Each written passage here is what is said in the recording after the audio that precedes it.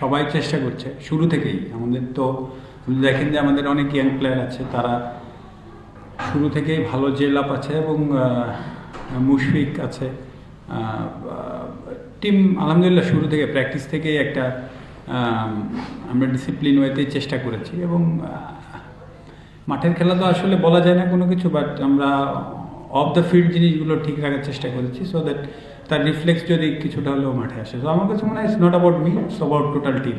একটু বলি, যারা ইয়াং আছে তাদের পরে প্রেশার বিল্ড করার থেকে তাদেরকে ওই এক্সেসটা দেওয়া আছে যে তারা যেভাবে মন চায় তাদেরকে এক্সপ্রেস করতে পারে। বাট এটাও সত্য যে ওরা বেশ কিছুদিন খেলছে, টিমে খেলেছে, এইচপিতে, ইভেন আন্ডার-19 ওয়ার্ল্ড কাপও খেলেছে ম্যাক্সিমাম। সো তাদের মিনিমাম আইডিয়া আছে যে কীভাবে খেলতে হবে, আর এই উইকেটে তারা খেলেছেও অনেক।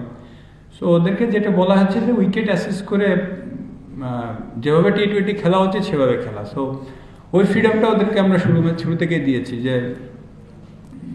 মানে ওদের এক্সপ্রেস করার জন্য ওদের যেটা প্রয়োজন সেটা, টিম আমাদের থেকে ওদের কোনো প্রেশার নেই।